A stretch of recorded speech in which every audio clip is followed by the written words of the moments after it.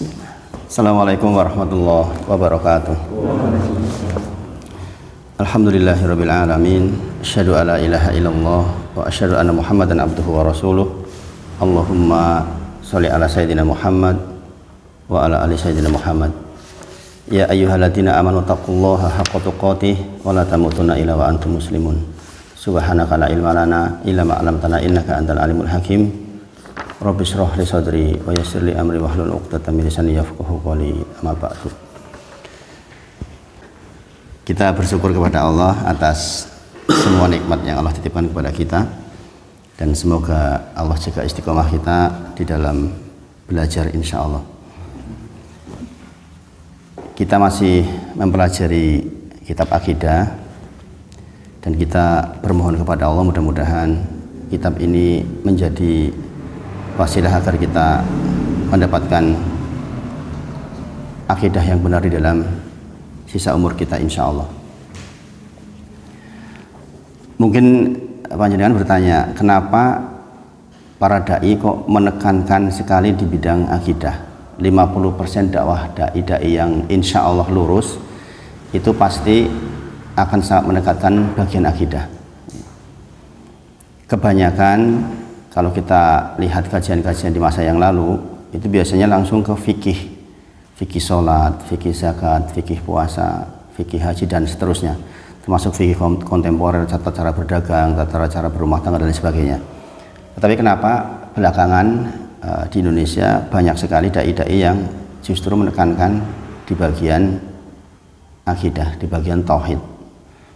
Ini karena sesungguhnya kalau kita melihat sejarahnya Nabi Muhammad Sallallahu Alaihi Wasallam, memang di awal perjuangan beliau yang ditanam tauhid dulu, dan itu memang persoalan yang paling urgent. Kalau kita lihat di dalam satu hadis panjang, hadis Jibril namanya, hadis Jibril, jadi nanti bisa baca-baca tentang hadis Jibril yang juga kita akan pelajari nanti di bagian kitab Ushul Salasah. Beliau bersabda dari Umar bin Khattab radhiyallahu anhu, bainama nahnu julusun inda Rasulillahi sallallahu alaihi wasallam dzata yaumin, kata beliau, suatu ketika kami sedang duduk-duduk bersama Rasulullah Muhammad sallallahu alaihi wasallam, ittala alaina rajulun syadidu bayatis syab wa syadidu sawatu sya'ar. Kemudian tiba-tiba datang seorang laki-laki yang rambutnya sangat hitam, rapih maksudnya, kaya wong sisiran gitu, dan bajunya sangat putih. Kalau zaman dulu itu tuh punya arti besar nih. Orang kok datang ke sebuah tempat dalam kondisi rapi, bajunya putih nggak kotor, berarti wong cerak maksudnya. Orang yang datang dari tempat yang dekat dan tidak melewati perjalanan jauh. Zaman dulu kalau perjalanan jauh berarti identik dengan baju kotor. Gitu. Kemudian summa jalasa ila Nabi Muhammad SAW, kemudian dia duduk di depan Nabi Muhammad SAW, mendekatkan lututnya, mendekatkan tangannya ke beliau. Gitu. Ini faedahnya adalah belajar itu dekat dengan guru. Gitu. Kemudian apa yang dikatakan faqala, kemudian orang ini berkata, yang kita tahu ini adalah Jibril alaihissalam, ini sedang nyamar jadi manusia. Faqala, pertanyaan pertama adalah, ya Muhammad akhbirni anil Islam. Ya Muhammad, kabarkan kepadaku tentang Islam. Ini riwayat tentang adanya rukun Islam ini. Kalau jangan ditanya rukun Islam di mana toh? Ini di hadis ini. Maka Rasulullah menjawab, faqala Rasulullah sallallahu alaihi wasallam, al-Islam an tashhada alla ilaha illallah wa anna Muhammadar Rasulullah. Islam itu bersaksi bahwa tidak ada zat yang diibadahi dengan benar kecuali Allah, dan bersaksi bahwa saya adalah utusan Allah, Muhammad adalah utusan Allah sallallahu alaihi wasallam. Kemudian wa tuqimas shalah wa tu'tiyaz zakah wa tasawma ramadan wa tahajjal baiti ini statota ilaihi sabila. Baru kemudian perintah sholat, ya, kemudian perintah zakat, perintah puasa, perintah haji. Nah, dari sini saja kita tahu, dari sini saja kita tahu bahwa dari sini kita tahu bahwa Islam itu dibangun di atas 5 hal ini, ya kan? Islam dibangun di atas 5 hal ini, dan ini rukun Islam kita.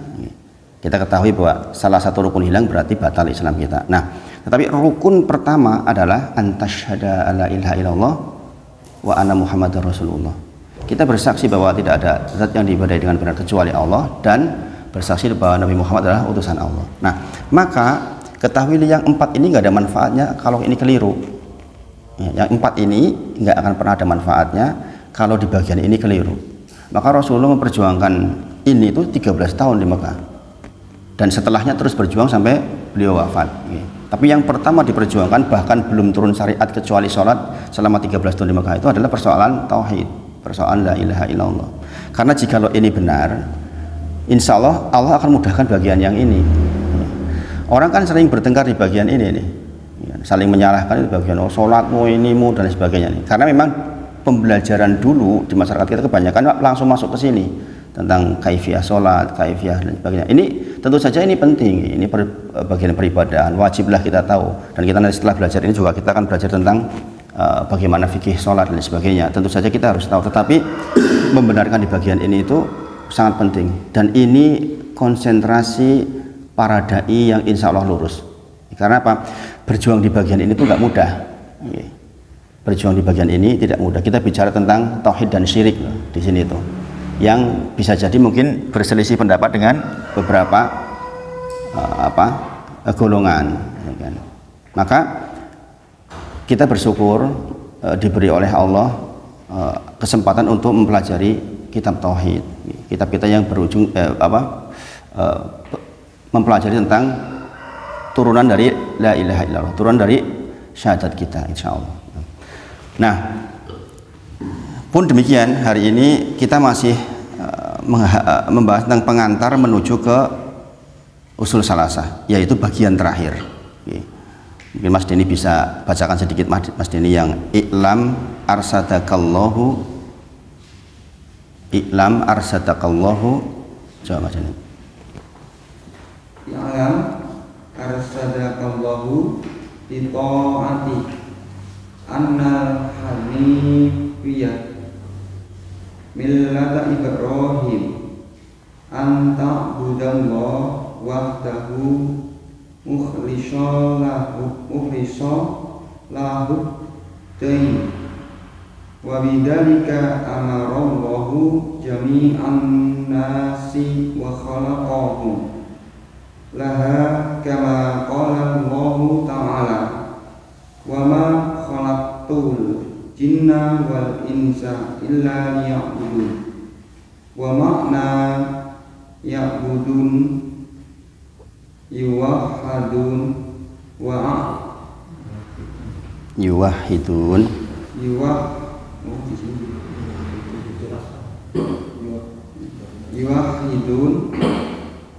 wa aqtamu ma amarallah bihi tauhid wa huwa ifradullah bil ibadah wa aqtamu ma naha anhu syarr. Diterusin nggak apa-apa. Bahwa dakwatu ghairi ma'ah wa dalil qauluhu ta'ala wa'budu Allaha wa la tusyriku bihi syai'an. Hasbuk. Nah, ini bagian terakhir dari mukadimah kita, insya Allah. Ini bagian yang sangat penting, tolong jangan perhatikan sungguh-sungguh, karena insya Allah ini akan menjadi bekal untuk ibadah kita selanjutnya. I'lam arsadakallahu li ta'atihi. I'lam kita sudah pelajari ini, maksudnya adalah ketahuilah, pelajarilah. Ini perintah secara tersirat bahwa kita disuruh belajar. Tidak mungkin kita mengetahui sesuatu tanpa membacanya, mempelajarinya, tanpa berguru. Maka i'lam di sini adalah perintah agar kita belajar. Kemudian arsyadakallah, semoga Allah membimbing kita. Arsyadakallah itu artinya semoga Allah membimbing kita li ta'atihi, di dalam mentaatinya. Nah, dari kalimat ini kita tahu bahwa ternyata persoalan taat itu persoalan permintaan kita kepada Allah. Nama ibadahnya adalah isti'anah. Dulu waktu awal kita bicara tentang apa sih manfaat Bismillahirrahmanirrahim. Di antaranya adalah agar kita mendapatkan barokah dan pertolongan Allah. Tabaruk wal isti'anah. Nah, ini salah satunya isti'anah. Jadi i'lam arsyadakallahu li ta'atihi. Ketahuilah, Assalamualaikum warahmatullahi wabarakatuh. Ketahuilah, semoga Allah membimbing kita untuk mentaatinya. Jadi sekali lagi Bapak-bapak sedoyo, persoalan taat kepada Allah itu persoalan yang dimintakan. Maka kalau jenengan mungkin merasa, saya sudah tahu kok fadilah tahajud, saya sudah tahu bahwa di antara 3 yang tidak pernah ditinggalkan Rasulullah diantaranya adalah sholat witir, sholat duha. Maka kita itu sudah tahu itu semua, tetapi kadang-kadang kita kok belum mampu melakukan itu. Kita mestinya bertanya-tanya, saya tuh tahu bahwa sholat di masjid itu adalah sebuah keutamaan dan kita sudah tahu berbagai hal, tetapi kadang-kadang tidak sampai menjadi amal buat kita. Maka di dalam hal ini kita kurang ibadah yang namanya isti'anah. Isti'anah itu meminta tolong. Nanti di anwaul ibadah kita akan belajar tentang itu. Nah, maka di sini dikatakan i'lam arsadakallah li ta'atihi. Ketahuilah, pelajarilah. Kata beliau penulisnya mengatakan semoga Allah membimbing kita di dalam taat kepadanya, kepada Allah Subhanahu wa taala maksudnya. Jadi sekali lagi, benar kalau sebagian orang yang sudah melewati masa dia dari membangun ekonomi dari sedikit sampai kemudian dia jadi kaya raya, akhirnya pada kesimpulan begini, ternyata yang namanya rezeki itu adalah ketika saya bisa bangun malam, ketika rezeki itu ketika saya bisa sholat duha dan lain sebagainya. Ini kesaksian banyak orang-orang yang sesungguhnya saya ekonomi sudah sangat kaya raya, kemudian dia ngaji. Secara finansial itu udah bantuara lah, rumah udah lebih dari 4, mobil lebih banyak banget gitu, terus tanahnya banyak banget gitu. Beliau mengatakan, saya bersetuju dengan pendapat para imam yang juga dengan pernah sampaikan tentang bahwa yang saya pikir rezeki selama ini adalah mobil saya, rumah saya, tanah saya, ternyata rezeki itu ketika saya bisa bangun malam, sholat malam. Itu masya Allah, masya Allah. Makanya di sini dikatakan i'lam arsadakallah li ta'atihi. Jadi sekali lagi, kita yang sudah ngaji harus meningkatkan ibadahnya. Nggak mungkin kan nggak meningkat, harus meningkat. Nah, kadang-kadang walaupun sudah ngaji, kita sudah ngerti, kadang-kadang timbul malas, susah banget melaksanakan, kita bangun malam malas gitu kan. Maka penting buat kita meminta kepada Allah, ya Allah, saya mohon kepada Engkau, minta tolong agar saya dimudahkan di dalam ibadah, dimudahkan di dalam ibadah. Dilalai yo enteng tangi wengi, ya. Enteng berangkat ke masjid, enteng kajian seperti ini, karena ini juga persoalan yang tidak mudah. Kemudian persoalan taat ini persoalan yang hampir selalu ditanyakan oleh jamaah sebenarnya. Bahkan pertanyaan ini sering ditanyakan oleh para pengurusnya gitu. Saya kadang-kadang sudah tahu Ustaz, tetapi prakteknya kadang-kadang suka berat sekali gitu. Apalagi kalau sudah persoalan-persoalan yang kontemporer seperti persoalan riba misalnya. Itu kan berat sekali bagi orang yang masih di dalam, masih melakukan. Tapi jangan kecil hati. Saya sering kasih motivasi, beberapa jamaah masih bekerja di bidang seperti itu, bahkan saya katakan jangan kecil hati, minta terus kepada Allah agar kita lepas dari yang sedemikian. Kenapa? Saya juga dulu prosesnya lama sebenarnya. Pokoknya setelah sadar, saya masih punya tanggungan waktu itu. Saya masih punya angsuran 18,5 juta per bulan, bayangkan. Ketika saya kemudian hadir ilmu tentang persoalan tidak bolehnya riba. Itu kan nggak mudah. Ya saya harus bagaimana? Saya udah jual seluruh aset pun masih harus store ke bank gitu. Nah, ini bukan persoalan yang ringan. Maka waktu itu yang kami lakukan dengan istri itu isti'anah, minta tolong ya Allah, setidaknya Engkau tahu hati kami itu ingin lepas dari yang sedemikian. Maka akhirnya diberi jalan, alhamdulillah, diberi jalan dan selesai, alhamdulillah. Nah, itu persoalan ketaatan. Jadi kata-kata li ta'atihi itu luas sekali sebenarnya pengertiannya, termasuk diantaranya adalah persoalan rezeki juga. Misalnya, jangan bercita-cita masukin anak ke pondok. Waduh, saya punya problem ini dan ini dan ini. Persoalan isti'anah, persoalan li ta'atihi agar saya bisa mentaati Allah, itu kan persoalan yang kemudian mungkin Allah akan berikan rezekinya, Allah berikan jalannya, ketemu orang yang mengarahkan. Itu semua adalah bagian dari rezeki sesungguhnya gitu, kalau kita mau pahami gitu. Dan itu diajarkan oleh Syekh untuk mendoakan demikian gitu kan. Ini kan doa gitu. I'lam arsyadakallah li ta'atihi, semoga Allah membimbing kita. Bayangkan, semoga Allah membimbing kita di dalam ketaatan kepadanya. Nah, ini banyak tidak disadari oleh orang-orang. Kadang-kadang mereka mengeluh susahnya beribadah, sesungguhnya persoalan ringan ibadah juga persoalan yang dimintakan kepada Allah Subhanahu wa taala. Di beberapa masjid itu sudah masuk bab fikih. Mereka bertanya tentang hal-hal yang terkait dengan fikih, contohnya misalnya tumakninah. Bagaimana sih tumakninah di dalam ibadah? Kita tahu tumakninah itu adalah bagian dari rukun sholat. Orang yang sholat tidak tumakninah maka batal sholatnya.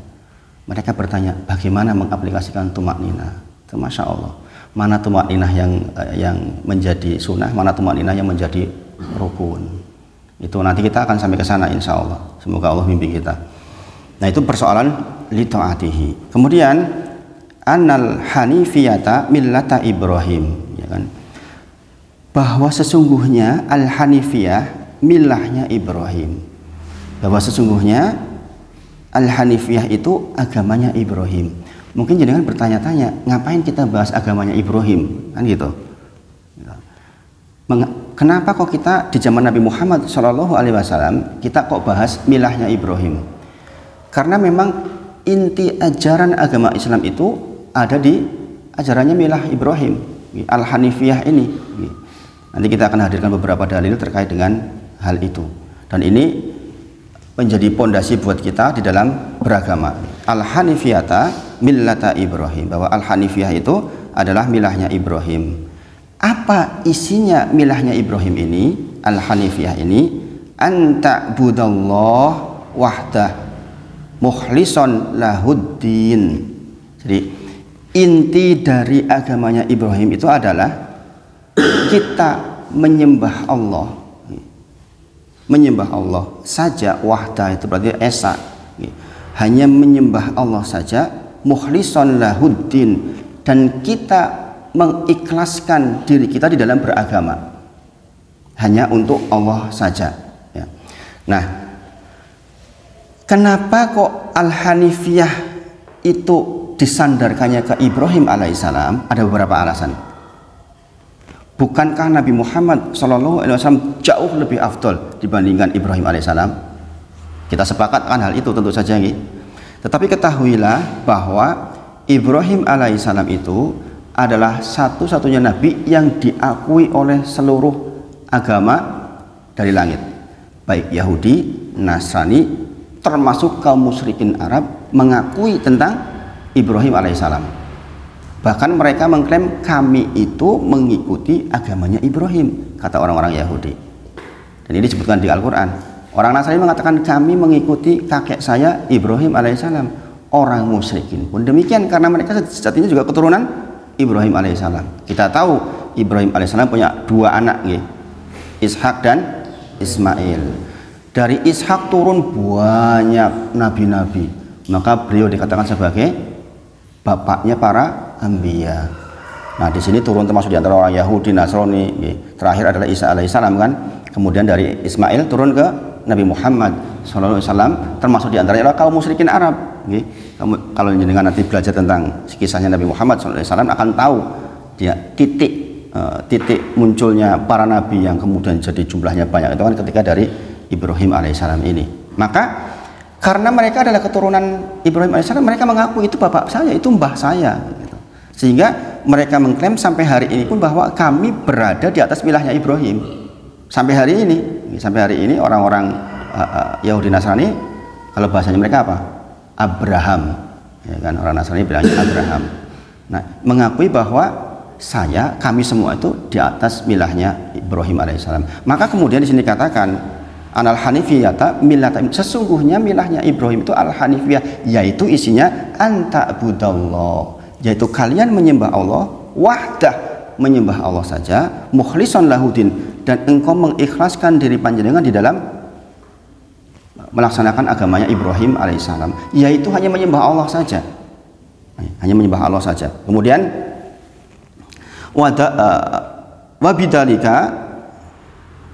wabidalika amarallahu jami'an nas. Wabidalika, dan dengan itulah amarallahu jami'an nas, Allah perintahkan seluruh manusia. Jadi seluruh manusia itu diperintahkan hanya untuk menyembah kepada Allah saja. Wa khalaqahum laha, dan Allah menciptakan manusia, jin dan manusia, ya dalam rangka itu. Ya dalam rangka itu. Kita diciptakan oleh Allah dalam rangka untuk beribadah kepada Allah. Maka kemudian di sini dikatakan kama qala ta'ala, sebagaimana Allah berfirman, wa ma khalaqatul jinna wal insa illa liya'budun. Tidaklah diciptakan jin dan manusia kecuali hanya untuk beribadah kepada Allah saja.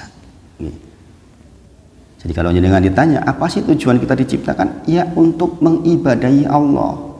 Berarti sebagian besar dari waktu yang kita miliki di dunia ini beserta seluruh fasilitasnya, badan yang sehat, waktu yang cukup, atau seluruh apa yang kita kerjakan, semuanya muaranya adalah agar kita bisa mengibadahi Allah Subhanahu wa ta'ala.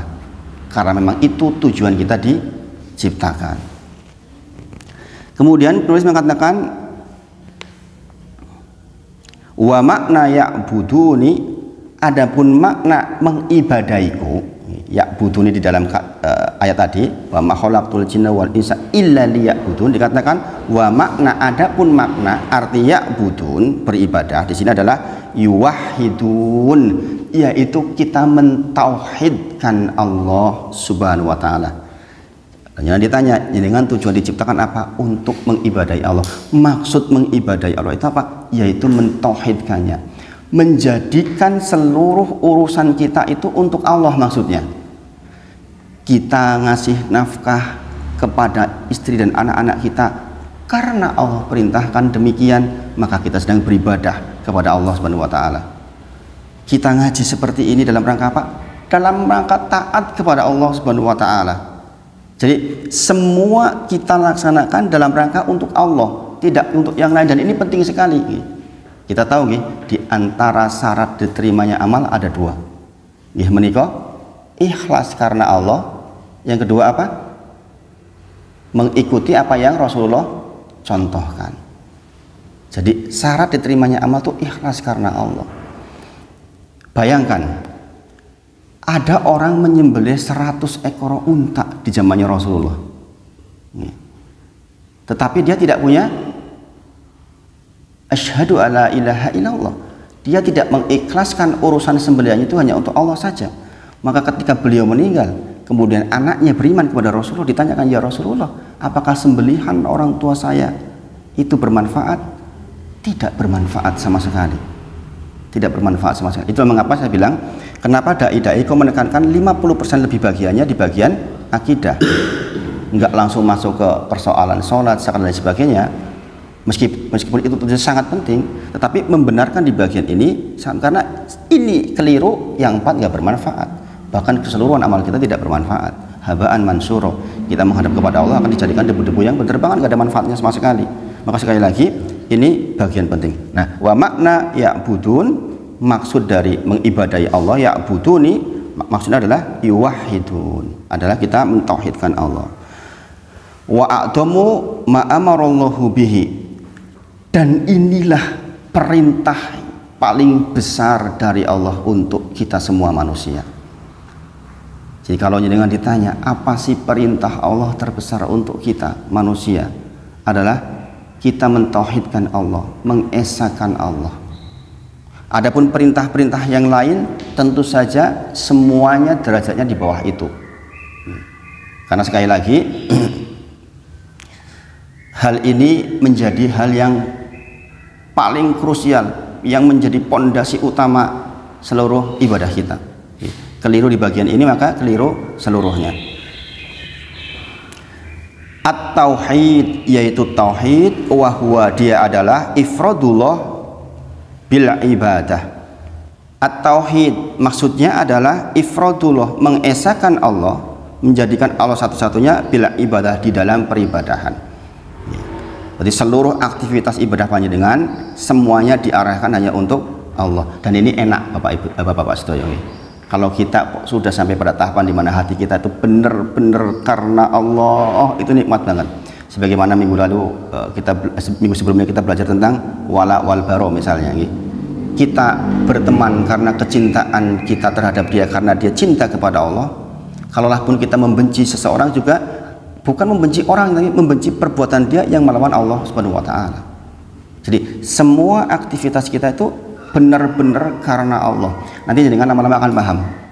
Dulu waktu saya belum belajar dalam itu, maksudnya karena Allah itu apa toh? Nanti ketika jenengan sudah lewat masa akan sangat paham maksudnya. Oh ini toh karena Allah tuh ini maksudnya. Bahkan berteman pun karena Allah.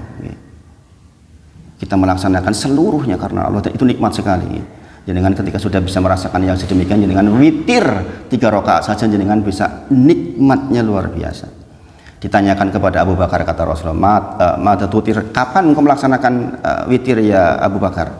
Kata Abu Bakar, fi awalil lailin, saya melaksanakan witir di awal malam. Itu Abu Bakar radhiyallahu anhu. Ditanyakan kepada Umar, kapan kamu melaksanakan witir ya Umar? Maka Umar menjawab, fi akhiril lailin, saya melaksanakan di akhir malam. Maka Rasulullah kemudian memberikan keterangan kepada kedua orang ini, adapun engkau wahai Abu Bakar adalah orang yang sangat hati-hati, adapun engkau Umar, engkau adalah orang yang kuwah, engkau orang yang kuat. Saya termasuk yang di awal malam Bapak-bapak sedoyo. Saya termasuk yang meniru Abu Bakar dalam hal ini radhiyallahu anhu. Saya termasuk orang yang hati-hati, khawatir tidak witir, pokoknya saat turunnya berangkat tidur witir dulu.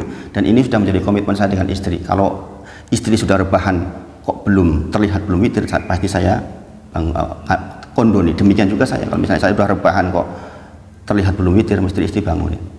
Karena apa? Khawatir di ujung malam nggak cukup waktu, nggak dapat witir.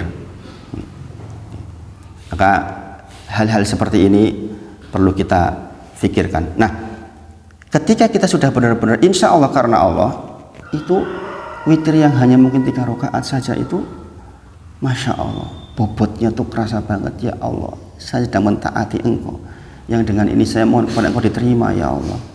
Saya takut khawatir enggak diterima ya Allah, saya mohon diterima ya Allah. Seperti itu kondisinya orang-orang yang sudah karena Allah. Kemudian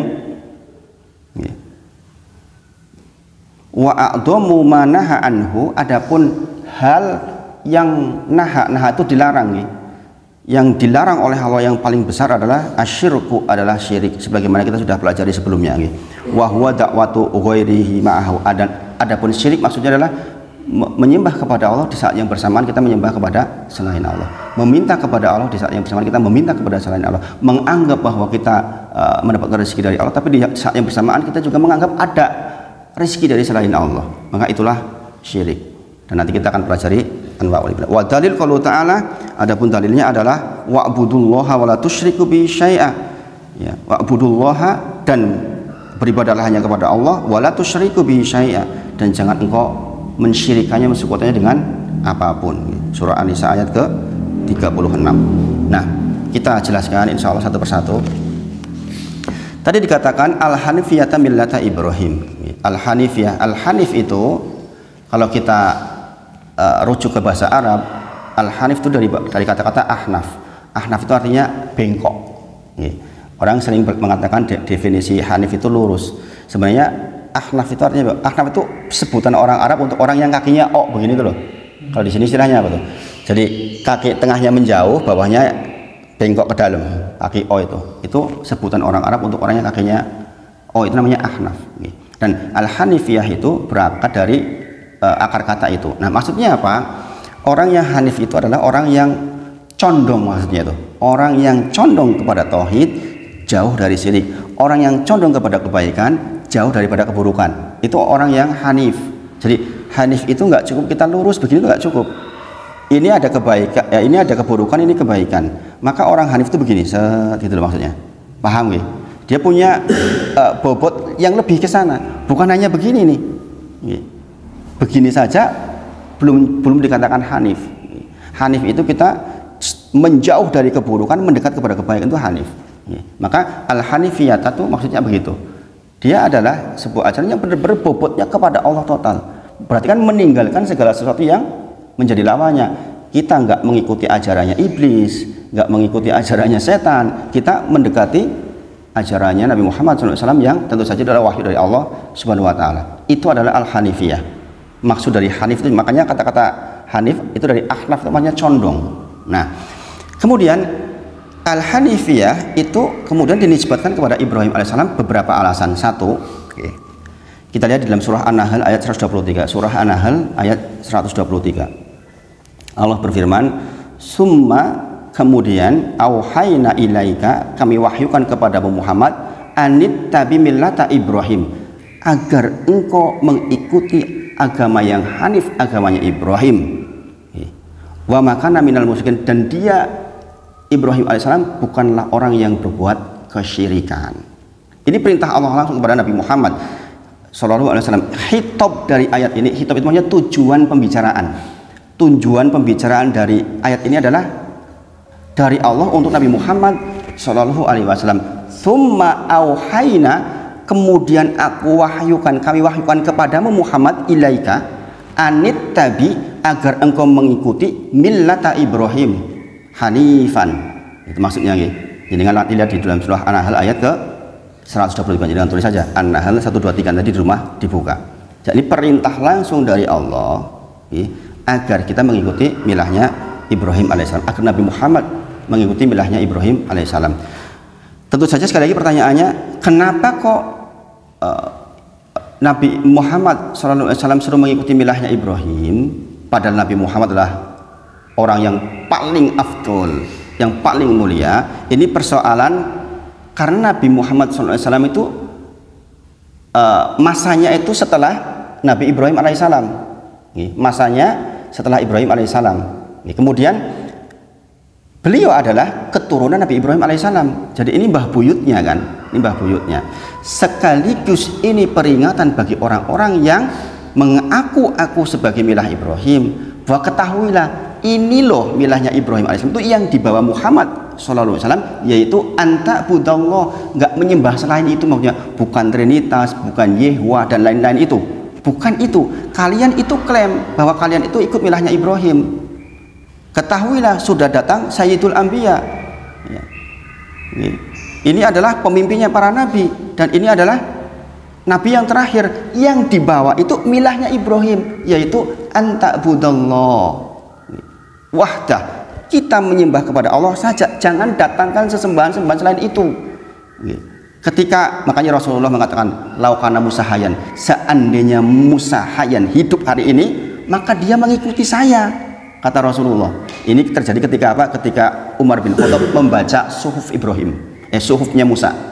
Jadi suatu ketika Umar bin Khattab itu lagi mencoba-coba membaca suhuf Musa. Ada sebagian suhuf Musa yang masih tertinggal, kemudian dia baca-baca. Maka Rasulullah marah. Apakah tidak cukup Islam untuk wahai Umar bin Khattab? Laukana musahayan, seandainya Musa hidup hari ini, maka dia juga mengikuti milahku, mengikuti agamaku. Nah, ternyata agama dari Muhammad SAW juga intisarinya sama dengan milahnya Ibrahim yang diakui oleh banyak sekali orang itu. Kalian tuh keliru. Yang benar adalah anta budallah wahdah. Itu maksudnya gitu. Jadi mengapa kok milah al-hanifiyah disebutkan kepada Ibrahim AS, di samping juga masanya lebih dulu, juga karena untuk memperingatkan orang-orang yang menjadi keturunan Ibrahim alaihissalam bahwa yang dibawa itu keliru mereka itu. Saya dipahami gitu. Dan inilah satu-satunya nabi yang diterima oleh seluruh manusia, itu Ibrahim alaihissalam. Mereka semuanya mencintai Ibrahim alaihissalam, hanya keliru kemudian menerjemahkan apa yang dibawa. Ya, seperti kaum musyrikin Arab itu keliru, tapi mereka sangat bangga sebagai keturunan Ibrahim alaihissalam. Semuanya bangga dengan Ibrahim alaihissalam gitu. Maka bahkan Allah Subhanahu wa taala juga menyampaikan dalam An-Nahl 123 gimana, anit tabi milata Ibrahim, ikutilah milahnya Ibrahim alaihissalam. Itu perintah Allah ditujukan kepada Nabi Muhammad sallallahu alaihi wasallam dengan bahasa summa auhayna ilaika. Ka di situ adalah Ka Muhammad sallallahu alaihi wasallam maksudnya. Ka itu kan engkau maksudnya kan. Kemudian yang kedua, dalil yang menunjukkan bahwa perintah mengikuti milahnya Ibrahim juga untuk kita manusia seluruhnya, yaitu di dalam surah Ali Imran ayat ke-95. Yang nanti buka surah Ali Imran ayat ke-95. fattabi'u millata Ibrahim hanifan. Maka ikutilah agama Ibrahim yang hanif, yang hanif. Biasanya di dalam Al-Qur'an dalam terjemahan Depak, hanif diartikan lurus. Sekarang jangan sudah belajar, hanif di sini itu bukan hanya lurus tapi condong, condong. Tapi secara umum memang diartikan lurus. Karena bagi orang lurus sudah cukup, tapi orang yang belajar akidah lurus tuh nggak cukup, tapi condong betul. Orang mau nang tengah-tengah, iki api iki aku nang tengah, ora apa, bukan. Tapi kita tuh ya ke sana gitu. Itu namanya al-hanif. Kemudian keistimewaannya ketika dari Nabi Ibrahim alaihissalam adalah Nabi Ibrahim adalah orang yang pertama mendapatkan gelar Khalilur Rahman, kekasihnya Allah. Hanya ada 2 nabi dari sekian banyak nabi yang mendapatkan gelar Khalilur Rahman, kekasihnya Allah, yaitu Nabi Ibrahim alaihissalam dan Nabi Muhammad sallallahu alaihi wasallam. Adapun dalilnya adalah Quran surat An-Nisa ayat ke-125. Surah An-Nisa ayat ke-125. Allah berfirman, wattakhadallahu Ibrahima khalila, dan Allah mengambil Ibrahim menjadi kekasihnya. Kemudian Rasulullah bersabda, innallaha takhadani, sesungguhnya Allah menjadikanku khalila, kekasih, kama, sebagaimana tahoda Ibrahima khalila, sebagaimana Allah jadikan Ibrahim sebagai kekasihnya. Jadi makanya milah Ibrahim itu menjadi milah yang terjaga insya Allah. Karena apa? Karena memang yang dibawa adalah anta abudallah, kita harus mengibadai Allah wahdah saja. Pertanyaan yang lain, apakah nabi-nabi yang lain juga tidak membawa yang sebenarnya? Iya, seluruh nabi itu membawa anta abudallahi wahdah. Semua nabi itu membawa itu, tetapi titik poin yang sangat kemudian krusial banget ketika Nabi Ibrahim alaihissalam. Karena ini dari 2 keturunan ini memang timbul agama-agama yang sampai hari ini ada, khususnya Yahudi Nasrani, orang-orang musyrikin, orang-orang Majusi dan sebagainya kan di golongannya seperti sebelah ini. Kemudian ada dari Ismail alaihissalam turun Islam yang kita sekarang menjadi agama yang paling terakhir. Kemudian sekali lagi Ibrahim alaihissalam punya keistimewaan, diantaranya adalah dia satu-satunya orang yang bertauhid di masanya. Satu-satunya orang yang mentauhidkan Allah di masanya. Bayangkan, jenengan hidup di sebuah kampung di sini, jenengan mentauhidkan Allah, punya ajaran lah, punya ajaran yang berbeda dengan semua orang kinten-kinten pripun. Oh jojo aku sing salah yo, kok kabeh wong ora padha karo aku, ya enggak? Mungkin nggak kepikir seperti itu. Jenengan beda dewean, bayangkan di satu negeri pada saat itu seluruh orang belum ada yang mentauhidkan Allah, hanya dia Ibrahim alaihissalam yang mentauhidkan Allah. Maka ini keistimewaan luar biasa nih. Makanya dikatakan bapaknya tauhid itu adalah Ibrahim alaihissalam, karena stok tauhidnya luar biasa memang. Orang yang sangat kuat tauhidnya maksudnya. Kita tahu sejarahnya nih, dia kemudian dibakar oleh raja siapa? Namrud sih. Yang kemudian kita tahu hasilnya Allah tolong. Masya Allah. Karena apa? Memang perjuangan beliau persoalan tauhid pada waktu itu luar biasa. Dan ini tentu saja tidak mudah, menjadi orang yang sendirian mentauhidkan Allah itu nggak mudah. Dan ini terjadi pada Ibrahim alaihissalam. Maka banyak doa yang diabadikan di dalam Al-Quran. Di antaranya doa yang sudah dengan hafalkan. Wajnubni wa baniya anak budal asnam, itu surah Ibrahim ayat ke-35. Wa id qala Ibrahimu rabbi ja'al hadzal balada amina wajnubni wa baniya an na'budal asnam. Itu doa yang harus kita selalu amalkan. Dan ingatlah ketika Ibrahim meminta kepada Allah untuk keamanan di negeri Mekah. Kemudian dia berdoa, ya Allah, saya mohon kepadamu agar aku dan keturunanku tidak menyembah kepada berhala. Sekali lagi Ibrahim At-Taimi akhirnya mengatakan, adakah orang yang merasa aman setelah Ibrahim alaihissalam berdoa Rabbi wajnubni wa baniya anak budal asnam. Kita sudah bahas ini, maksudnya bagaimana nek wong sing kaya ngono wae isih ndonga supaya tidak menyembah kepada selain Allah, apalah lagi kita maksudnya. Kok ono wong zaman saiki merasa enggak berdoa seperti itu aman. Oh, turunanku insya Allah nyembah Gusti Allah kabeh lah. Ibrahim alaihissalam saja masih berdoa, padahal beliau adalah orang yang dewean wis bertauhid. Dewean wis bertauhid, berarti kan kuat banget. Stok tauhidnya luar biasa. Sebagaimana saya gambarkan, koyo-koyo to wong sugih banget isih ndonga, ya Allah saya mohon kepada Engkau agar saya jangan miskin, kira-kira begitu. Nek wong miskin dia patut ndonga seperti itu maksudnya nggih. Sangat dipahami toh? Nggih. Lah nek wong wis sugih banget kok ndonga, ya Allah saya dan keturunan saya jangan miskin, padahal dia duitnya wis cukup, nggo 100 keturunan wis cukup istilahnya. Tapi dia masih berdoa, menunjukkan bahwa perkataan Ibrahim At-Taimi ini ketika beliau mengatakan itu nangis Bapak Saudara.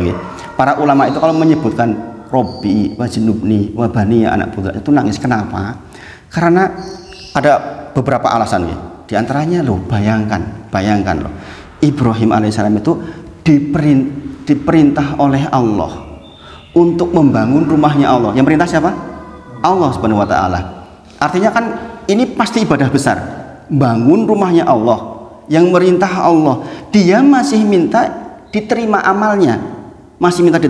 Dan dia masih minta agar dijauhkan pada penyembahan selain Allah. Sedemikiannya Ibrahim itu lembut hatinya. Makanya orang-orang di zaman sekarang yang belajar ilmu ketika mendengar itu, ya Allah, lembutnya Ibrahim alaihissalam, masya Allah. Jadi orang gumampang, aku masa sih cuma segini nyembah maring selain Allah, orang mungkin turunanku yura mungkin, enggak begitu cara berpikirnya. Karena Ibrahim alaihissalam saja masih berdoa sedemikian. Kemudian alasan yang kelima, Ibrahim alaihissalam adalah orang yang diakui oleh seluruh manusia, sebagaimana saya sebutkan tadi, baik orang-orang Yahudi, orang Nasrani, orang musyrik Arab, dan tentunya kaum muslimin. Nah, di dalam Al-Quran, ketika orang-orang Yahudi Nasrani mengklaim bahwa Ibrahim alaihissalam masih diikuti oleh mereka di dalam milahnya, dan mereka mengatakan Ibrahim alaihissalam itu ya agamanya agama saya, Yahudi maksudnya. Orang Nasrani mengatakan Ibrahim itu agamanya agama saya, Nasrani maksudnya. Maka Allah bantah di dalam surah Ali Imran ayat ke-67. Ini jangan buka surah Ali Imran ayat ke-67. Maka Ibrahimu Yahudian wala Nasronian. Kata Allah, Ibrahim itu bukan seorang Yahudi dan bukan pula seorang Nasrani. Maka Ibrahimu Yahudian wala Nasronian. Walakin akan tetapi dia Ibrahim hanifa muslima wa makana minal musyrikin. Tetapi Ibrahim alaihissalam itu berada di milah yang hanif. Makanya dikatakan al-hanifiyata, yaitu isinya apa? Tidak mensekutukan Allah dengan apapun. Berarti anta budallahu wahdah. Sekali lagi, makana Ibrahim, sesungguhnya Ibrahim itu bukan orang Yahudi, bukan orang Nasrani, walakin akan tetapi dia adalah orang yang hanif, orang yang punya kecondongan kepada tauhid, dan dia bukan orang yang berbuat kemusyrikan. Maka sekali lagi Bapak-bapak sedoyo, kita harus tahu banget, kita tuh harus selamat di bagian ini nih. Seluruh bagian ibadah kita, perkataan kita, ucapan kita tuh harus dalam rangka mentauhidkan Allah. Dalam rangka saya tuh melakukan ini benar-benar karena Allah, ikhlas, mukhlishon lahudin, benar-benar ikhlas karena Engkau, enggak minta yang lain-lain. Jadi imam jenengan beri tek, ya Allah mohon kepada Engkau agar ibadah saya diterima. Saya menjadi bagian ibadah ini menjadi bagian ibadah yang menjadi sanggup pulang saya. Enggak ada urusan dengan ini supaya bagus dipandang jamaah, supaya saya kelihatan rajin. Enggak ada urusan dengan itu semua. Itu mukhlishon lahudin, anta budallahu wahdah, itu seperti itu, mentauhidkan itu seperti itu maksudnya. Jangan berbuat ngasih uang belanja sama istri, ya Allah saya bisa segini ngasih, ya Allah alhamdulillah ini rezeki dari Engkau, saya mohon dengan ini saya mentauhidkan Engkau, saya mengibadahi Engkau, ikhlas karena Engkau, bukan karena ingin dinilai apa-apa oleh istri kita, bukan. Makanya orang yang seperti ini nggak akan mengeluh marah. Misalnya, ngerti ora le bapakmu ki kesel golek duit nggo kowe rasake ora, itu tauhidnya kurang itu. Kalau kita sudah benar-benar itu, ya Allah memang ini kewajiban saya kasih ke dia, itu kewajiban saya, dan saya ikhlas karena melaksanakan perintah Allah. Sehingga kita nggak, sebenarnya secara duniawi kita nggak berharap betul dengan anak kita sebenarnya untuk urusan dunia nih. Saya nyekolahin anak saya supaya dia jadi pegawai yang hebat, dia punya uang yang banyak sehingga dia bisa bangunkan rumah saya. Itu bukan karena Allah. Turunannya sejauh itu Bapak-bapak sedoyo. Maka sekali lagi, inilah tujuan kita diciptakan, anta budallah, agar kita beribadah kepada Allah. Wa ma khalaqul jinna wal insa illa liya'budun. Wa makna ya'budun, adapun makna ya'budun itu adalah yuwahhiduni, agar kita mentauhidkan Allah. Maka sekali lagi, klaim orang-orang di luar kita bahwa mereka adalah Ibrahim adalah bagian dari mereka, itu dibantah oleh Allah di dalam surah Ali Imran ayat ke-67. Jadi nanti buka. Nah, itu beberapa poin yang terkait dengan Ibrahim alaihissalam. Kemudian penulis mengatakan wa ma khalaqtul jinna wal insa illa liya'budun. Wa ma khalaqtul jinna wal insa illa liya'budun. Wa makna ya'budun di situ adalah tadi apa? Mentauhidkan. Wa a'dhamu ma amarallahu bihi at-tauhid.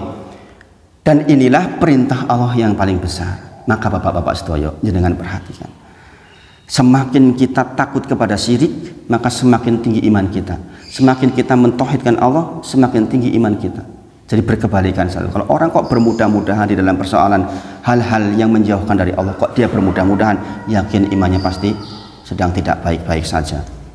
Maka dikatakan wa a'tumu ma amarallahu bi, adapun hal terbesar yang Allah perintahkan kepada manusia adalah mentauhidkan Allah, mengibadahi Allah saja. Kemudian wanaha anhu, yang paling dilarang adalah asyirku. Maka dikatakan kemarin kita tahu